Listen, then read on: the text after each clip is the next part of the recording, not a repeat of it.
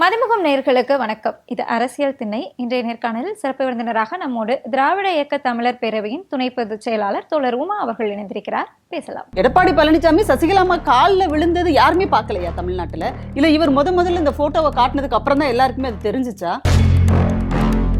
இந்த கேள்வியை ஆராசாவை பார்த்து தான் கேட்கணும். ஏன்னா இதை சொன்னதே ஆராசாவோட ஒரு ஆடியோல இருந்து வந்தது தான் எடப்பாடி வந்து மென்ஷன் பண்ணி சொல்லியிருக்காரு. அது ஆராசா தான் சொன்னாருன்னு உங்களுக்கு கன்ஃபார்மா சொல்லியிருக்காங்களா?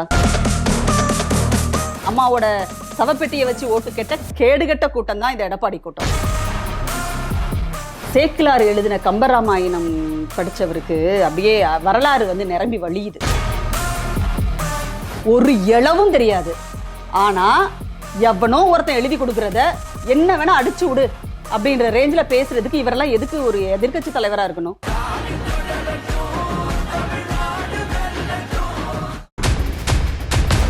பேர் என்ன?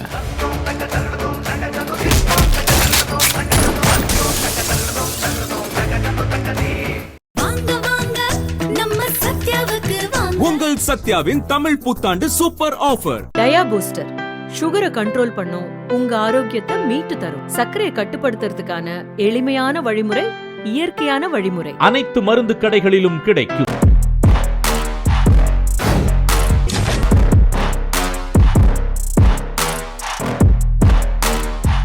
வணக்கம் மேம். வணக்கம். அரசியல் திணை நிகழ்ச்சியை சந்தித்ததுல ரொம்ப மகிழ்ச்சி. தேர்தல் களம் அப்படிங்கிறது ரொம்ப பரபரப்பாக போயிட்டு இருக்கிறத பார்க்குறோம். இங்கே வந்து விமர்சனங்கள் அப்படிங்கிறது பேசு பொருளாகவே மாறி இருக்கு. அது என்னன்னா தனிப்பட்ட விமர்சனமாக அதிகரிச்சிருக்கோ அப்படிங்கிற ஒரு கேள்வி இருக்கு. எடப்பாடி பழனிசாமி வெர்சஸ் உதயநிதி ஸ்டாலின் அவர்களோட அந்த விமர்சனங்கள் தான் நம்ம இப்போ பார்க்க வேண்டியதாக இருக்கு.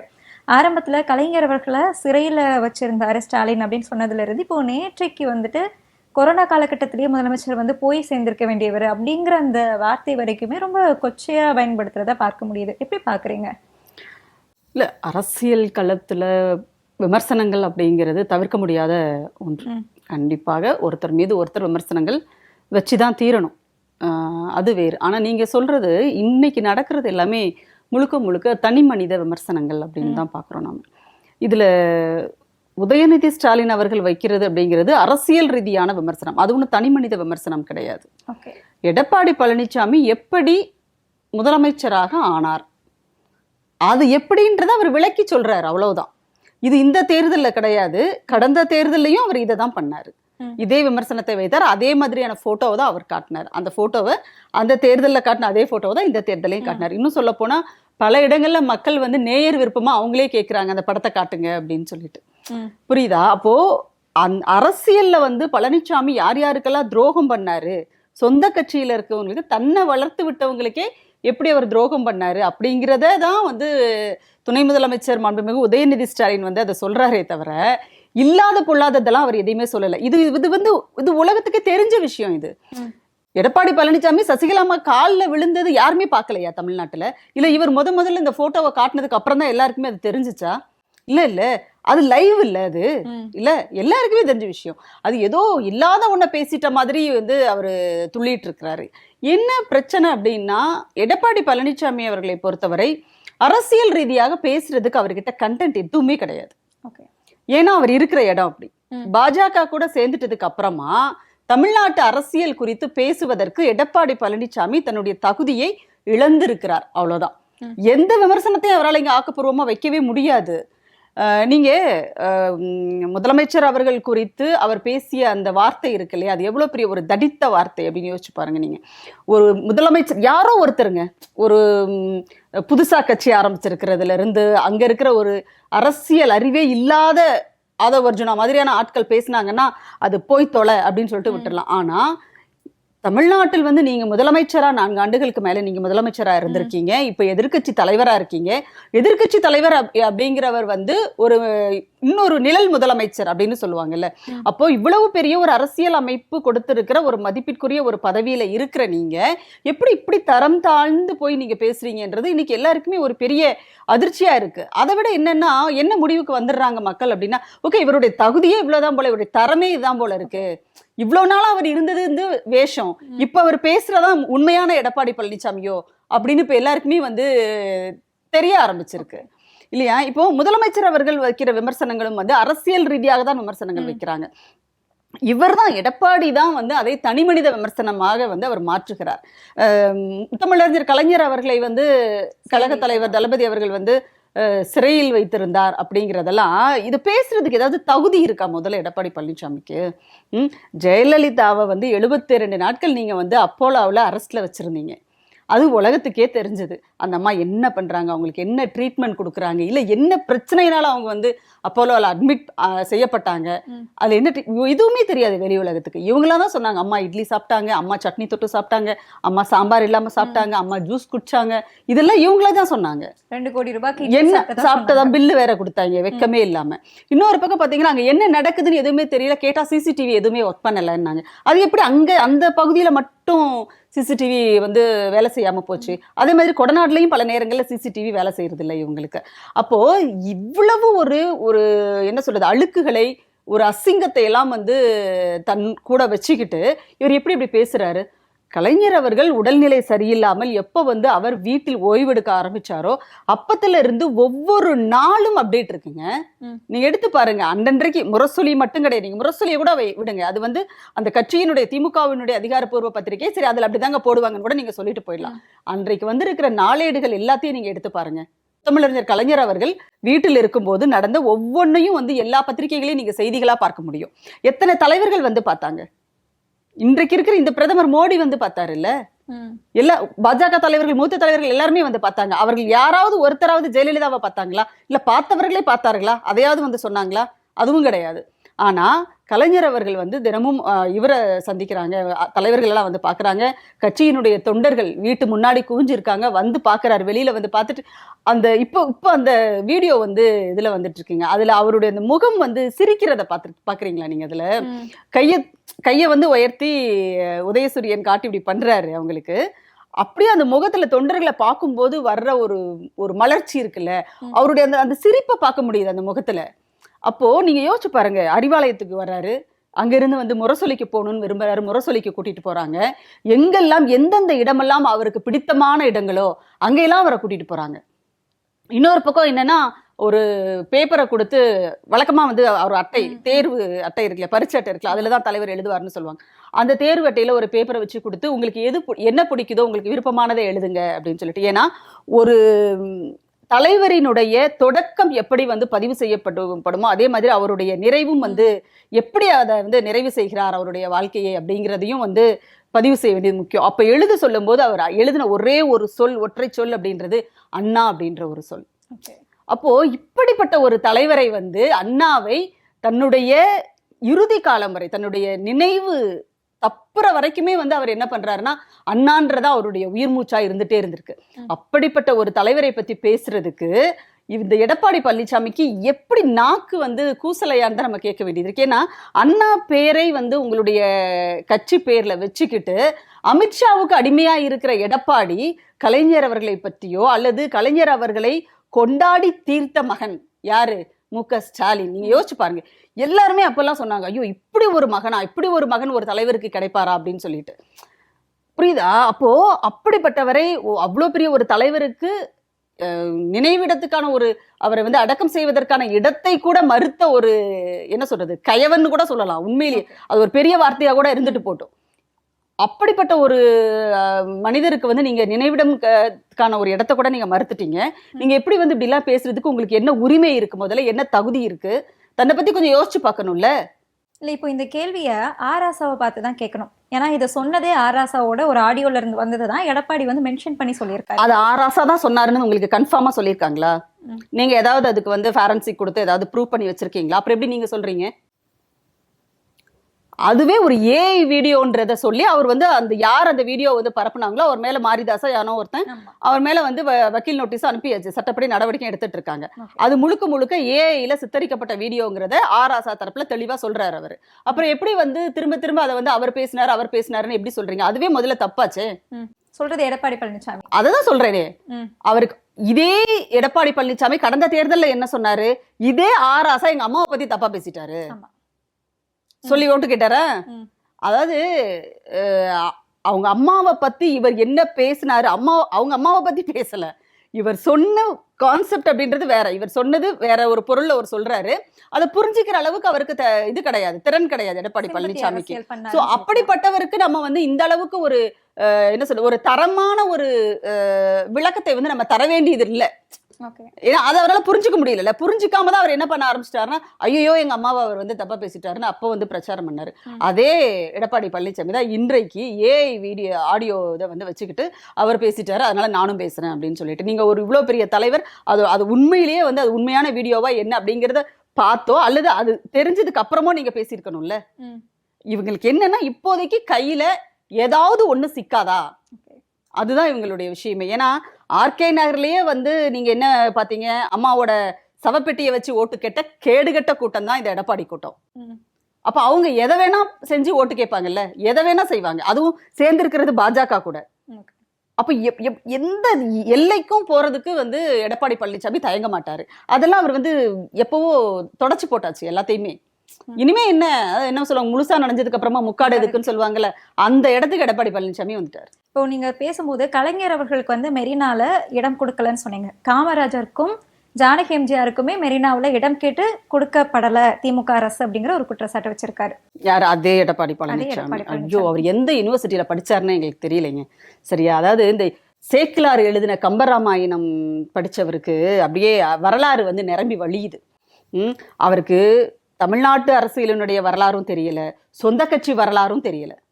சரியா? ஜானகி அம்மையாருக்கு வந்து இடம் கொடுக்கல மெரினாவில் அப்படின்னு சொல்றாருல அவரு. யாராவது கேட்டாங்களா ஜானகி அம்மையார் மறைந்த போது இந்த மாதிரி அவங்களை அடக்கம் செய்யறதுக்கு எங்களுக்கு மெரினாவில் இடம் கொடுங்கன்னு சொல்லிட்டு அன்னைக்கு முதலமைச்சராக இருந்த கலைஞர்கிட்ட யாராவது கேட்டாங்களா? யாருமே கேட்கல. சரியா? அன்னைக்கு அந்த கட்சியினுடைய பொதுச் செயலாளர் யாரு? ஜெயலலிதா. ஏன்னா அம்மையார் ஜானகி அம்மையாரினுடைய மறைவுக்கு முன்னாடியே அந்த கட்சி ஒன்னா சேர்ந்துருச்சு. ஜெயலலிதா வந்து பொதுச் செயலாளர் ஆயிட்டாங்க. அன்னைக்கு பொதுச் செயலாளராக அதிமுகவுக்கு இருந்த ஜெயலலிதா அவர்கள் அன்னைக்கு முதலமைச்சராக இருந்த கலைஞர் அவர்கள் கிட்ட இந்த மாதிரி எங்களுடைய அதிமுகவினுடைய நிறுவனர் புரட்சி தலைவர் எம்ஜிஆர் அவர்களினுடைய மனைவி ஜானகி அம்மையார் இறந்துட்டாங்க, அவங்களை அடக்கம் பண்ணணும்னாங்க, அவருடைய நினைவிடத்துக்கு பக்கத்துல நாங்க அடக்கம் பண்ணணும் அப்படின்னு சொல்லிட்டு ஜெயலலிதா அம்மையார் கேட்டாங்களா?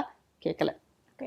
இதை யார் பதிவு செய்யறாங்க அப்படின்னா, அதிமுகவினுடைய அவைத்தலைவராக இருந்த திரு கடம்பூர் ஜனார்த்தனம் அவர்கள் தி இந்து தமிழ் திசையில வந்து பதிவு செய்யறார். சரியா? முதல்ல ஜானகி அம்மையார் இறந்த ஆண்டு தெரியுமா எடப்பாடிக்கு? இல்ல அவங்க முன்னாள் முதலமைச்சர், ரைட்டு, எவ்வளவு நாள் முதலமைச்சரா இருந்தாங்கன்னு தெரியுமா அவருக்கு? 23 நாட்கள் முதலமைச்சராக இருந்தாங்க, இடைக்கால முதலமைச்சராக இருந்தாங்க ஜானகி அம்மையார். சரியா? அவங்க இறந்தது வந்து 1996 மே 19ஆம் தேதி அவங்க இறந்தாங்க. இதெல்லாம் ஏதாவது தெரியுமா இந்த எடப்பாடிக்கு? சும்மா அள்ளி விட வேண்டியது. சரி, கடம்பூர் ஜனார்த்தனம் தான் நீங்க பதிவு பண்ணியிருக்கிறாரு, அவர்கிட்ட கேட்கல, ரைட்டு. ஏன்னா கடம்பூர் ஜனார்த்தனம்னு ஒருத்தர் நம்ம கட்சியில அவைத்தலைவரா இருந்தாரு அப்படிங்கிறது கூட இந்த எடப்பாடிக்கு தெரியாது. அதுதான் உண்மை. கண்டிப்பா தெரிஞ்சிருக்க வாய்ப்பே கிடையாது. சரி, இப்ப கடம்பூர் ராஜு இருக்காருல்ல, அதே கடம்பூர்காரர் தானே, கேட்க வேண்டியது அவர்கிட்ட சொல்லி வரலாறு கொஞ்சம் கேட்டு சொல்லுப்பா அப்படின்னு சொல்லியிருக்கலாம்ல.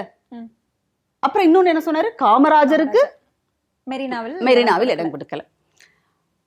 அதாவது இவங்க இந்த சத்யராஜ் ஒரு படத்துல சொல்லுவாங்க, இவங்களுக்கு விளக்கம் சொல்லியே நான் ஓஞ்சு போயிடுவேன்டான்ற மாதிரி இவங்க எல்லாம் வந்து இந்த மாதிரி பொய்யா பேசிட்டு இருப்பானுங்க. இவங்களுக்கு நாமெல்லாம் உட்காந்து விளக்கம் சொல்லிக்கிட்டே இருக்கணும், உண்மையை எடுத்து சொல்லிட்டே இருக்கணும். இதே வேலையா போச்சு இவங்களுக்கு அப்படின்றதான் தோணுது.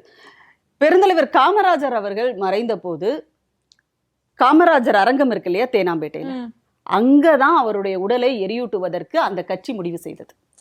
காங்கிரஸ் கட்சி முடிவு செஞ்சிச்சு, கட்சியே முடிவு செஞ்சிச்சு. சரியா? ஆனா முத்தமிழறிஞர் கலைஞர் அவர்கள் தான் சொன்னாரு, இல்ல அவர் வந்து ஒரு பெருந்தலைவர், அவரை வந்து ஒரு கட்சிக்கான இடத்துல நீங்க கொண்டு போய் இது பண்ணாதீங்க, ஒரு பொது இடத்துல அவரை வந்து எரியூட்டி அந்த இடத்துல அவருக்கு ஒரு நினைவிடம் கட்டணும் அப்படின்னு சொல்லி காந்தியாரினுடைய மிக நெருக்கமான, காந்தியாருக்கு பிடித்தமான ஒரு சீடர் பெருந்தலைவர் காமராஜர் காங்கிரஸ்ல. சோ காந்தியாருக்கு பக்கத்துல காந்தி மண்டபத்துல அதுக்கு பக்கத்துல ராஜாஜிக்கு இந்த பக்கம் காமராஜருக்கு நான் வந்து இது பண்ணி தரேன், அங்க அவரை வந்து அடக்கம் செய்யலாம் சொல்லி அங்க அவருக்கு ஒரு நினைவு மண்டபம் கட்டலாம் சொன்னது அன்றைக்கு முதலமைச்சராக இருந்த முத்தமிழறிஞர் கலைஞர் அவர்கள். சரியா? இது யார் பதிவு செய்யறாங்க அப்படின்னா, அன்றைக்கு காமராஜர் அவர்களோடு காங்கிரஸ் கட்சியில் மிக மிக நெருக்கமாக இருந்தவரும் இன்றைக்கும் நம்மோடு வாழ்ந்து கொண்டிருப்பவருமான ஐயா பழநெடுமாறன் அவர்கள் பதிவு செய்யறாங்க. இல்ல, ஐயா பழநெடுமாறன் காங்கிரஸ் கட்சியில காமராஜரோட இருந்தாருங்கிறதாவது எடப்பாடி பழனிசாமிக்கு தெரியுமா? தெரியாது. இல்ல காமராஜருக்கு ஒரு நினைவில்லம் வந்து திருமலை சாலையில இருக்கு, சென்னையில தியாகராய நகர் பக்கத்துல. அதாவது தெரியுமா? ஒரு இளவும் தெரியாது. ஆனா எவனோ ஒருத்தன் எழுதி கொடுக்கறத என்ன வேணா அடிச்சு விடு அப்படின்ற ரேஞ்சில பேசுறதுக்கு இவரெல்லாம் எதுக்கு ஒரு எதிர்க்கட்சி தலைவரா இருக்கணும்? அதாவது எதுக்குமே லாயக்கில்லை, அரசியலுக்கே லாயக்கற்ற ஒருத்தராக எடப்பாடி பழனிசாமி இருக்கிறார். இதெல்லாம் யாரோ ஒருத்தர் வரலாறு தெரியாதவங்க ஒரு ஒரு பாமர மக்கள் பேசினா பரவாயில்ல, இல்ல புதுசா அரசியலுக்கு வந்தவங்க யாரோ ஒருத்தவங்க பேசினா கூட பரவாயில்லைங்க. நீ அடுத்ததா வந்து தமிழ்நாட்டை ஆட்சி செஞ்சு ஒரேடியா அழிக்கணும்ன்ற முடிவோட கூட இருக்கீங்க நீங்க. ஆனா வரலாறே தெரியலையே. ஓகே, இப்போ எடப்பாடி பழனிசாமி தரமில்லாம பேசுறாரு அப்படின்னு நம்ம பேசியிருந்தோம். ஆனா அதே தானே உதயநிதி ஸ்டாலின் அவர்களுமே பேசுறாரு. பால்டாயில் பழனிசாமின்னு கூப்பிடுங்க, காலுக்கு கீழே தேடினாங்க, சசிகலாவோட முட்டியை தேடினாங்க, நான் தப்பா சொல்ல நீங்க அப்படின்னு நினைச்சா எனக்கு ஒரு பிரச்சனை இல்லை. இது எல்லாமே தனி மனித விமர்சனம் இல்லையா? இல்லைங்க, அதாவது பால்டாயில்ன்ற வார்த்தையை வந்து உதயநிதி ஸ்டாலின் முதல்ல பயன்படுத்தல. அவர் உதயநிதி ஸ்டாலின் குறித்து அவர் ஒரு விமர்சனம், அவர் தனி மனித விமர்சனம் தாக்குதல் நடத்துறாரு. அதை வச்சுதான் இவர் அதையே வச்சு என்ன சொல்றது, அது என்ன சொல்றது, இந்த இதுல எல்லாம் சொல்லுவாங்கல்ல சினிமாவில எல்லாம், அவன் பொருள் எடுத்து அவனையே போடுறதுன்னு, அந்த மாதிரி எடப்பாடி பழனிசாமி எடுத்து கொடுக்குறாரு. பாயிண்டா எடுத்து கொடுக்குறாரு, பேசுங்கன்னு எடுத்து கொடுக்குறாரு. ஒருவேளை அவர் நினைச்சிருக்கலாம் உதயநிதி ஸ்டாலின் வந்து தன்னை விமர்சித்தால் தன்னை பத்தி எல்லாரும் பேசுவாங்க அப்படின்றது கூட எடப்பாடி பழனிசாமிக்கு ஒரு எண்ணமா கூட இருந்திருக்கலாம். அப்படியாவது என்னை பத்தி பேசுங்கடா அப்படிங்கிற மாதிரி கூட இருக்கலாம். அப்போ உதயநிதி ஸ்டாலின் அவர்கள் வந்து எடப்பாடி பழனிசாமி தவழ்ந்து போய் சசிகலாமா காலை தேடி விழலையா? அதுல விழுந்தாரு தானே. பக்கத்துல உட்கார்ந்து இந்த திண்டுக்கல் சீனிவாசன் ஜெர்க்காகி எந்திரிச்சு நின்னாரா இல்லையா? அப்படி இதுவரைக்கும் யாராவது அந்த மாதிரி தடால்னு விழுந்து பார்த்திருக்கீங்களா? அது வந்து ஆக்சுவலா ஏடிஎம்கேல வந்து ஏடிஎம்கேவை பொறுத்த வரைக்கும் அதிமுகவுல தடால்னு வந்து ஜெயலலிதா அம்மா காலில் விழுவாங்க, எல்லாம் பண்ணுவாங்க, அதெல்லாம் இருக்கட்டும். ஆனா அது வந்து என்னன்னா தெரியும் அந்த அம்மாவுக்கு இவன் காலில் விழ போறாங்க அப்படின்னு சொல்லிட்டு, அதனால தயாரா இருப்பாங்க. ஆனா அங்க பாவங்க அவர், நீங்க அந்த வீடியோ திரும்ப எடுத்து பாருங்க, திண்டுக்கல் சீனிவாசனோட ரியாக்ஷன் என்னன்னு பாருங்க. மனுஷன் அரண்டு போயிட்டாருங்க, அப்படி பயங்கரமா ஜெர்க் ஆயிட்டாரு. விழுந்த உடனே எதிர்பார்க்கவே இல்லை, அப்படியே கீழே என்னது சொல்றது, உண்மையா அது பர்பி தேடுற மாதிரி தான் இருக்குது. நீங்க பாருங்க, ஏதோ கீழே விழுந்துட்டா நம்ம எப்படி வீட்டுல வந்து இப்படி தொலைவோம், தேடுவோம்ல, அப்படிதான் அவர் தேடிட்டு இருக்காருங்க. எங்க அந்த அம்மா காலை தேடுறாருன்னு தானே நம்ம எடுத்துக்க முடியும். இதுல என்ன தப்பு இருக்கு? ஒன்னும் இல்லாதது எதுவுமே சொல்லிடலையே. அது என்ன விஷுவல் இருக்கோ அதை தான் சொல்றாங்க. ஒன்னு இட்டுக்கட்டிலாம் ஒன்னும் பேசிடல. அதுக்கப்புறம் அந்த அம்மா சசிகலா அம்மா வந்து அவர் காலில் விழுந்ததுக்கு அப்புறமா இதெல்லாம் ஏற்கனவே திட்டமிட்ட நாடகமா கூட இருக்கலாம். அதுக்கப்புறம் அந்த அம்மா வர்றாங்க, பக்கத்துல வந்து அங்க நின்றுட்டு இருந்தவர் அப்படி இழுத்து தோல்ல கை போட்டு தட்டி கொடுக்குறாங்க. அவர் அப்படியே இப்படி வந்து இப்படி நிக்கிறாரு. இதெல்லாம் வந்து அது விஷுவல்ல இருக்கிறது தானே, ஒன்னும் இல்லாததெல்லாம் ஒன்னும் பேசிடலையே. இல்லை, இல்லாதது பேசிடல அப்படின்னா, இப்போ எடப்பாடி பழனிசாமி மேல ஒரு விமர்சனம் வைக்கிறோம்னா இவர் வந்து நம்ம இந்த ஒரு விமர்சனத்தை சொல்றோம், இல்லை அப்படின்னா பாஜகவோட அடிமைன்னு சொல்றோம், இல்லை அப்படி இதையும் தாண்டி எக்ஸ்ட்ரீமா போனோம்னா பாஜக தமிழ்நாட்டுக்குள்ள வந்துடும், இந்த ஒரு டேக் மட்டும் தான் எடுத்து வைக்கிறோம். இதை தாண்டி வேற எதுவுமே இல்லையா? இதை தாண்டி எவ்வளவு பேசுறாங்க திமுகவினுடைய வேட்பாளர்களை நீங்க கேட்டிருக்கீங்கல்ல, என்னென்ன திட்டங்கள் நாங்க இது வரைக்கும் செயல்படுத்தி இருக்கோம். திராவிட மாடல் முதல் ஃபர்ஸ்ட் ஃபேஸ்ல வந்து நாங்க என்னெல்லாம் பண்ணியிருக்கோம், அந்த திட்டங்களினுடைய அடுத்த கட்ட நீட்சியாக தான் 2.0க்கு நாங்க வந்து தேர்தல் வாக்குறுதிகள் கொடுத்திருக்கோம். 50 தலைப்புகள் இருக்கு தேர்தல் வாக்குறுதிகள். 50 தலைப்புகளுக்கு கீழே வாக்குறுதிகள் 524 வாக்குறுதிகளை நாங்க கொடுத்திருக்கோம், அச்சிட்டு புத்தகமாக கொடுத்திருக்கோம். இதை ஒவ்வொரு கூட்டத்திலும் ஒவ்வொரு வேட்பாளர்களும் எடுத்து சொல்றாங்க, துண்டறிக்கைகள் போட்டு கொடுக்குறாங்க, வீடு வீடா போய் பேசுறாங்க, இதெல்லாம் பேசிட்டு இருக்காங்க. இதெல்லாம் எதுவுமே செய்யாத ஒரு கட்சினா அது ஏடிஎம்கேயும் பாஜகவும். அவங்க என்ன பண்றாங்கன்னா இந்த மாதிரியான தனி மனித விமர்சனங்களை மட்டுமே வந்து திரும்ப திரும்ப பேசிட்டு இருக்காங்க. பாஜக தரப்புல இதையே தான் பேசுறாங்க. இவர் எச் ராஜா வந்து உடம்பு சரியாகி வெளியில வந்துட்டாரு, வாழ்த்துக்கள், நல்லா இருக்கட்டும், இன்னும் கொஞ்சம் நாளைக்கு ரொம்ப நல்லா இருக்கட்டும், அப்பதான் வந்து அரசியல் களமும் நல்லா இருக்கும்னு வச்சுக்கோங்களேன் நமக்கு. அவர் என்ன சொல்றாரு, வந்து சமச்சீர் கல்வியை வந்து கோபாலபுரம் வீடு தான் வந்து மூடு விழா நடத்திருச்சு. என்னையா இது, இப்ப சமச்சீர் கல்வி நடைமுறையில இருந்துகிட்டு இருக்கு, ஆனா இதுக்கு மூடு விழா நடத்தணும்னு நினைச்சது யார் தெரியுமா? ஜெயலலிதா. ஜெயலலிதா அம்மையார் தான் அவரோட ஆட்சி காலத்துல சமச்சீர் கல்விக்கு மூடு விழா நடத்தணும்னு நினைச்சாரு. ஏன்னா இது கலைஞர் கொண்டு வந்தது அப்படின்னு சொல்லிட்டு அந்த சமச்சீர் கல்வியினுடைய புத்தகங்களை எவ்வளவு அடித்தல் திருத்தல் கிழிச்சி ஒட்டி, பின்னாடி இருக்கிற திருவள்ளுவர் படத்துக்கே அந்த அம்மா ஸ்டிக்கர் ஒட்டினாங்க. காந்தம் நீங்க படிச்சிருப்பீங்க, லாட காந்தம் சட்ட காந்தம்லாம் படிப்போம் நாம இல்லையா? அது வந்து யூனிவர்சலாவே அதனுடைய கலர் எப்படி இருக்கும்னா கருப்பும் அந்த சிவப்பு கலர் பார்டர் அதுல இருக்கும். அது கருப்பு சிவப்புன்னு அந்த அம்மா நினைச்சுக்கிட்டு அதுல ஒரு ஸ்டிக்கரை ஒட்டுச்சு. ஆப்பிள் இருக்குல்ல, ஆப்பிள் வந்து நீங்க ரெட் இருக்கும், மேல வந்து அதுக்கு ஒரு அவுட்லைன் பிளாக்ல கொடுத்துருப்பாங்க, அது கருப்பு சிவப்பு, அதுக்கு அடி ஸ்டிக்கரு. ஓகே. இப்படியெல்லாம் அந்த சமச்சீர் பாடத்திட்டத்துல இருக்கிற அந்த பாட புத்தகங்களை கிளின்னு கிழிச்சு போட்டவங்க தான் ஜெயலலிதா. இதை எதிர்த்து அந்த அம்மா உச்சநீதிமன்றம் வரைக்கும் போய் உச்சநீதிமன்றமே தலையில குட்டு வச்சு அனுப்பிச்சிச்சு. அந்த காந்தம் இதுல கருப்பு சிவப்பு ஆமா. இருக்குறதுக்காக. ஓகே. அதாவது அந்த அம்மாவோட என்ன சொல்றது, அது வந்து ஆத்திரக்காரனுக்கு புத்தி மட்டும்னு சொல்லுவாங்கல்ல, அது அந்த அம்மாவுக்கு தான் பொருந்தும். அவங்க அப்படிதான் பண்ணாங்க. அத கடைசியில என்னாச்சு, நீதிமன்றத்துக்கு போனாங்க சமச்சீர் கல்வியை எதிர்த்து. ஆனா என்ன ஆயிடுச்சுன்னா நீதிமன்றமே குட்டு வச்சு அனுப்பிச்சிருச்சு. இப்ப அந்த சமச்சீர் கல்வி தான் நடைமுறையில இருக்கு. பிள்ளைகள் வந்து அவ்வளோ நான் சமச்சீர் கல்வி நடைமுறைக்கு வந்த புதுசுல சில பள்ளிக்கூடங்களுக்கு நேர்ல போய் நான் வந்து பார்த்திருக்கேன். அரசு பள்ளிகள்ல அவ்வளோ அழகா படிப்பாங்க பிள்ளைங்க. புத்தகங்களே வந்து பெரிய பாரமாலாம் அவங்களுக்கு இருக்காது. நிறைய அட்டைகள் இருக்கும் அதுல. அதை வச்சுட்டு அப்படி குழுவா உட்காந்து படிப்பாங்க. ஒரு நல்லா படிக்கிற 2-3 பிள்ளைங்க மத்த பிள்ளைகளை உட்கார வச்சு சொல்லி தருவாங்க. சோ இதெல்லாம் அந்த சமச்சீர் கல்வியில இருந்துச்சு. இப்பவுமே இருக்கும். ரொம்ப எளிதா படிச்சாங்க பிள்ளைங்க. அப்போ இப்பவும் அந்த சமச்சீர் கல்வி இருந்துகிட்டு தான் இருக்கு. ஆனா இவர் என்ன சொல்றாருன்னா, இந்த ஆளு எச்சராஜா சமச்சீர் கல்விக்கு வந்து கோபாலபுரம் வீடு மூடு விழா நடத்திடுச்சு. இதெல்லாம் வந்து உண்மையிலேயே இது அரசியலா? இது அரசியலா? இது அவதூறு இல்லையா? இதுக்கு பேர் விமர்சனமா? இப்போ நீங்களும் தான் பாஜக வந்து எதுவுமே செய்யல அப்படிங்கிற சொல்றதுமே ஒரு அவதூறு தானே. ஏன்னா எடப்பாடி சொல்லியிருக்காரு, ஒரு எக்ஸாம்பிள், மெட்ரோ ரயில் திட்டத்துக்கு வந்து 63,000 கோடி வந்து பாஜக அரசு நிதியா கொடுத்திருக்கு. அதுவும் அதிமுக காலத்துல எடப்பாடி வாங்கி கொடுத்ததா சொல்லியிருக்காரு. எங்கப்பா ஒன்றும் இல்லை. இப்போ மெட்ரோ திட்டம் அப்படிங்கிறது ஒன்றிய அரசினுடைய திட்டம். அதாவது ஒன்றிய அரசும் மாநில அரசும் இணைந்து செய்யணும் அப்படிங்கிற ஒரு இடம். ஆனா கடைசியில என்ன சொல்லிட்டாங்க அப்படின்னா, இது வந்து ஸ்டேட் சப்ஜெக்ட், நீங்க வந்து ஃபுல்லா ஸ்டேட் தான் பாத்துக்கணும்னு சொல்லிட்டு கை கழுவி விட்டுட்டாங்க. இவங்க சொல்ற 63,000 கோடி இருக்கு இல்லையா, இது வந்து கடன். ஒன்றிய அரசு வந்து கடனாக வாங்கி கொடுத்திருக்குது. அதை கட்ட வேண்டியது யாரு? தமிழ்நாடு அரசு. இது சென்னை மெட்ரோ ரயில் நிறுவனம் இருக்கு இல்லையா, அதுதான் கட்டணும். ஆனா அது கட்டலைன்னா யார் கட்டணும்? தமிழ்நாடு அரசு தான் கட்டணும்.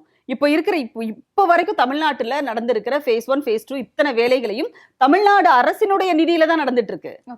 ஒன்றிய அரசு உண்மையிலே ஒரு 7,500 கோடியோ ஏதோ கொடுத்திருக்காங்க, அவ்வளவுதான். மொத்தமா மெட்ரோ திட்டத்துக்காக ஒன்றிய அரசு கொடுத்த நிதி வந்து அவ்வளவுதான். ஆனா இதே இது நீங்க மற்ற மாநிலங்களுக்கு எல்லாம் எவ்வளவு நிதி கொடுத்திருக்கீங்க? மெட்ரோக்கு ஒன்றிய அரசே நிதி கொடுத்திருக்குது. நீங்க கடன் வாங்கி கொடுத்ததுக்கும் ஒன்றிய அரசு நிதி கொடுக்கறதுக்கு வித்தியாசம் இல்லையா? இதுவும் யார் மேல சுமத்துறீங்க? நீங்க இங்க இருக்கிற தமிழ்நாடு அரசு மேலதான் நீங்க சுமத்துறீங்க. என்னமோ எடப்பாடி அப்படியே அள்ளி கொடுத்து 1 லட்சம் கோடியை வாங்கி கொடுத்துற மாதிரி பேசிட்டு இருக்காரு. என்ன திட்டத்தை வந்து ஒன்றிய அரசு இங்க கொண்டு வந்திருக்காங்க? பட்ஜெட்ல தமிழ்நாடுன்ற பேர் கூட சொல்ல மாட்டாங்க. ஒரு பட்ஜெட்ல என்ன பண்ணாங்கன்னா, ரயில்வேக்கு வந்து 1000 ரூபாய் அப்படின்றது இது என்ன கணக்குன்னே புரியல. இங்க இருந்து எங்க ஊருக்கு போறதுக்கு 1300 ரூபாய் டிக்கெட் ட்ரெயின்ல. நீ பட்ஜெட்லயே வந்து ரயில்வேக்கு வந்து தமிழ்நாட்டுக்கு 1000 ரூபாய் என்ற, அப்ப என்ன கேலி பண்றீங்களா நீங்க தமிழ்நாட்டு மக்களை பார்த்தா உங்களுக்கு வந்து கேலியா தெரியுதா உங்களுக்கு? இதெல்லாம் கேட்கறதுக்கு எடப்பாடி பழனிசாமிக்கு வக்கு கிடையாது. எதாவது ஒன்னை எதிர்த்து கேள்வி கேட்டிருக்கிறாரா சொல்லுங்க. இப்ப வந்து மறுவரையறை, தொகுதி மறுவரையறையை பத்தி எடப்பாடி பழனிசாமியால வாய் திறக்க முடியுமா? மும்மொழி கொள்கை, சிபிஎஸ்இ பாடத்திட்டத்துல மும்மொழி கொள்கையை கொண்டு வந்துட்டீங்க, அதை வந்து கன்ஃபார்ம் பண்ணிட்டீங்க நீங்க. ஆனா இங்க இருக்கிற பியூஷ் கோயல் வராரு, எல்லாரும் வராங்க. ஏன் நீங்க வந்து மேடையில பேச வேணாம், உங்களுக்கு வந்து பயமா இருக்கு, அமித்ஷா வந்து நம்மளை திட்டிடுவாரோ, இல்ல வந்து அங்க போய் டெல்லிக்கு கூப்பிட்டாருன்னா முகத்தை வேற வந்து நம்ம மறைச்சிக்கிட்டு வர வேண்டியது இருக்கும், இதெல்லாம் உங்களுக்கு ஒரு பயம் இருக்கு, கண்ணு முன்னாடி வந்து போகுதா? நாங்க இல்லைன்னு சொல்லல. ஆனா நீங்க என்ன பண்ணிருக்கலாம், பியூஷ் கோயல் வராரு இல்ல, அவர்கிட்ட ஒரு வார்த்தை கேட்டு சொல்லியிருக்கலாம்ல, இல்ல நீங்க இதெல்லாம் பண்ணாதீங்க, தேர்தல் நேரங்க எங்களுக்கு ரொம்ப சிக்கலா இருக்கு, அதையாவது சொல்ல துணிச்சல் இருக்கு எடப்பாடி பழனிசாமிக்கு இல்லையே. ஆனா மதுரையில விமான நிலையத்துல செய்தியாளர்கள் கேட்கிறாங்க. அப்போ திமுக தலைவர் என்ன சொல்லாரு? தைரியமா அவ்வளவு தில்லா சொன்னார் அவரு, திமுக இங்க இருக்கிற வரைக்கும் இந்தி திணிப்புக்கு இங்க இடமே கிடையாது. அந்த துணிச்சல் கொண்டு வந்துட்டாங்கன்னா அடுத்த கட்டமா அதற்கான போராட்டங்கள் இருக்குல்ல. சிபிஎஸ்இன்றது உங்களுக்கு யாருடைய கட்டுப்பாட்டுல இருக்காது? சென்ட்ரல் கவர்மெண்ட் கட்டுப்பாட்டுல இருக்கு, கொண்டு வருவாங்க, அவங்க கொண்டு வந்திருக்காங்க, ரைட். ஆனா அதையும் நம்ம எதிர்க்க தான் செய்யறோம் நம்ம. ஆனா தமிழ்நாட்டு பாடத்திட்டத்துக்குள்ள உங்களால நுழைய முடியுமா? புரியுதா? அப்போ அங்க வந்து இருமொழி கொள்கைன்ற ஒரு சட்டம் இங்க இருக்கு, அதை கேடயமா கொடுத்தது யாரு? பேரறிஞர் அண்ணா. அதை வச்சுக்கிட்டு கூட உங்களால துணிச்சலா உங்களால வந்து பேச முடியல. இப்ப வேற எதுக்குதான் எடப்பாடி பழனிசாமி இதுல வாயை திறக்க போறாரு சொல்லுங்க? இப்ப சமீபத்துல FCRA 2026 அமெண்ட்மெண்ட் கூட எடுத்துட்டு வந்தாங்க. ஆமா, அதையும் அவர் கேட்க மாட்டாரு. அவர் மட்டும் கேட்க மாட்டாரு, நான் தான் சிறுபான்மையினரின் ரட்சகன்னு சொல்லிட்டு ஒருத்தர் வந்திருக்காரு இப்ப புதுசா, சரியா? பெரம்பூருக்கும் திருச்சிக்கும் வேட்புமனு தாக்கல் பண்றதுக்கே வந்து 2-3 தடவை போயிட்டு வராரு, அஃபிடவிட் அது இதுன்னு சொல்லிட்டு, அதுல விட்டுட்டு இதுல விடுபட்டு போச்சு, இது விடுபட்டு போச்சுன்னு சொல்லிட்டு. உண்மையில அது குடும்பத்துல இருக்கிறவங்களுக்கே கடன் கொடுத்து அஃபிடவிட் தாக்கல் பண்ணார் இல்லையா? அவரெல்லாம் வந்து நான் தான் சிறுபான்மையினரின் ரட்சகன்னு சொல்லிட்டு வர்றாரு அவரு, சரியா? அவர் ஏதாவது இதை பத்தி வாய திறக்கலாம்ல? சரி, எடப்பாடி பழனிசாமியை விடுங்க, அவர் சிறுபான்மையினர் வாக்குகளை குறிவைத்துதான் திருச்சியில நிக்கிறதா வந்து சொல்றாங்க. தேர்தல்ல இருந்து தான் அவர் வந்து ஜோசப் விஜயாவே மாறுறாரு. அதுக்கு முன்னாடி வரைக்கும் உங்கள் விஜய் தான், தளபதி விஜய் தான், நீங்க இளைய தளபதியா இருந்து அதுக்கப்புறமா நீங்க எப்படி தளபதியா எமர்ஜ் ஆனாங்கன்னு எங்களுக்கு தெரியாது, பட் சொல்றாங்க. சரி, ஓகே. அப்பெல்லாம் விஜய் தான். எலெக்ஷன் வரும்போது நீங்க என்னவாயிட்டீங்க? ஜோசப் விஜய் ஆயிட்டீங்க. சரி, ரைட்டுப்பா, ஜோசப் விஜய். நீங்க என்ன செய்யணும்? அதே சிறுபான்மையின கிறிஸ்தவ மக்களுக்கு, கிறிஸ்தவ நிறுவனங்களுக்கு இவ்வளோ பெரிய ஆப்ப வந்து ஒன்றிய பாஜக அரசு சொருவி இருக்குதே, அதுக்கு நீங்க ஏதாவது பதில் சொன்னீங்களா? ஏதாவது அதை எதிர்த்து கேள்வி கேட்டீங்களா? இல்லையே, எதுவுமே. ஏன்னா இந்த மொத்த டீமும் பாஜக இறக்கி விட்ட டீம். ஓகே, எதிர்த்து எதுவும் பேச மாட்டாங்க. இப்ப என்ன பாஜகவினுடைய தலைவர்கள் என்ன சொல்றாங்க? தேர்தலுக்கு அப்புறம் வந்து தாவேகாவோட கூட்டணி ஏற்படுறதுக்கு வாய்ப்பு இருக்கு. இப்ப வந்துருச்சா? வெளிப்படையா வந்துருச்சா? இல்ல இப்போ நீங்க சொல்லும் போதுமே வந்துட்டு இது வந்து கடன் அப்படின்னு சொன்னீங்க. ஆனா நீட் அப்படிங்கிற ஒரு விஷயம் இருக்கு. நம்ம திமுகவோட முன்னாடி வாக்குறுதியில கொடுத்திருந்தாங்க. அது மிகப்பெரிய தங்கமலை ரகசியம் உதயநிதி அவர்கள் கையில தான் இருக்குது. ஆனா அவரு அந்த ரகசியத்தை வெளியிடனாலுமே அதிமுக வந்து 7.5 7.5 இடஒதுக்கீடை வாங்கி கொடுத்ததே. அந்த 7.5% இடஒதுக்கீடுக்கு எடப்பாடி பழனிசாமி கிரெடிட் எடுத்துக்க முடியாது. ஏன்னா அது வந்து நீதிமன்றம் வந்து கொடுத்ததுனால அது வந்தது, அவ்வளவுதான். சரியா? இவருக்கு அந்த ஐடியாலாம் வந்து கண்டிப்பா வரவே வராது. அதெல்லாம் அவர் பண்ண மாட்டாரு. அது ரைட்டுங்க. இப்ப 69% இடஒதுக்கீடை வந்து ஜெயலலிதா அம்மையார் உறுதிப்படுத்தினாங்கன்னா அது அவங்க வந்து உறுதிப்படுத்தல. அன்றைக்கு திராவிடர் கழக தலைவர் ஐயா வீரமணி அவர்களுடைய வழிகாட்டுதல்ல, அவருடைய அறிவுறுத்தலின் பேர்ல தான் அந்த மாதிரி பண்ணாங்க. அது தன்னாலெல்லாம் வராது. அங்க இருக்காது, இருந்தாதான் வரும். புரியுதா? அதனால இதுக்கு எடப்பாடி கிரெடிட் எடுத்துக்கிறதுலாம் வந்து ரொம்ப டூ மச். அதெல்லாம் வந்து வேற. ஆனா இந்த நீட் இருக்கு இல்லையா, அவனை என்ன சொல்லுவாங்க? திமுக காங்கிரஸ் கூட்டணி இருக்கும் போது தான் நீட் வந்துச்சு, அப்ப வந்து இது இவங்க தான் கொண்டு வந்தாங்க அப்படின்னு சொல்லிட்டு. முதல்ல அதனுடைய வரலாறு என்னன்னு இந்த எடப்பாடி பழனிசாமிக்கு தெரியுமா?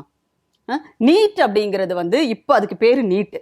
இதுக்கு முன்னாடி அகில இந்திய நுழைவுத் தேர்வு, அகில இந்திய அளவில், அனைத்து இந்திய அளவில் ஒரு நுழைவுத் தேர்வு இருந்துச்சு. அது தமிழ்நாட்டில் எப்போ வந்து அது அந்த நுழைவுத் தேர்வு ஆரம்பிச்சிச்சு தெரியுமா? எம்ஜிஆர் ஆட்சி காலத்தில். எம்ஜிஆர் ஆட்சியில் இருக்கும்போது தான் இங்கே சுயநிதி கல்லூரிகளும் நிகர்நிலை சுயநிதி பல்கலைக்கழகங்கள் இருக்காங்களே, நிகர்நிலை பல்கலை, இதுவுமே வந்து எம்ஜிஆர் ஆட்சி காலத்தில் தான் வந்து புற்றீசல் மாதிரி நிறைய வந்து உருவானது தமிழ்நாட்டில். ஏன்னா அவர் வந்து நிறைய பேரை வந்து இது பண்ணி கொடுத்ததா சொல்லுவாங்க. அப்போ அந்த நேரத்தில் தான் இந்த நுழைவுத் தேர்வு, பொது நுழைவுத் தேர்வு அப்படிங்கிறது வருது. இன்ஜினியரிங்க்கு, டாக்டர் படிக்கிறதுக்கு, எம்பிபிஎஸ்க்கு, இதுக்கு எல்லாத்துக்குமே வந்து பொது நுழைவுத் தேர்வு வருது. அதனால பார்த்தீங்கன்னா கடுமையாக பாதிக்கப்படுறாங்க கிராமப்புற மாணவர்கள், பாதிக்கப்படுறாங்க அரசு பள்ளி மாணவர்கள், பாதிக்கப்படுறாங்க ஏழை எளிய மாணவர்கள், எல்லாருமே அதில் வந்து பாதிக்கப்படுறாங்க. அப்போ என்னன்னா தொடக்கத்துல இருந்து எப்ப நுழைவுத் தேர்வு அப்படிங்கிறது எம்ஜிஆர் ஆட்சி காலத்துல உள்ள வருதோ, அதிமுக ஆட்சி காலத்துல, அப்பத்துல இருந்தே வந்து கலைஞர் அவர்கள் வந்து அதை கடுமையா எதிர்க்கிறாரு. எடுத்து சொல்றாரு, இவ்வளவு பாதிப்புகள் ஏற்படுது, இதன் ரத்து பண்ணுங்க, நீங்க நுழைவுத் தேர்வு தமிழ்நாட்டுக்கு தேவையில்லை, +2 மார்க் அடிப்படையில எப்பவும் இது மருத்துவ கல்லூரியோ இதுவோ நம்ம வந்து சேருங்க நீங்க அப்படின்னு சொல்லிட்டு தொடர்ந்து கலைஞர் அவர்கள் குரல் கொடுத்துக்கிட்டே வராரு. அதற்கு கடுமையான எதிர்ப்புகள் வருது.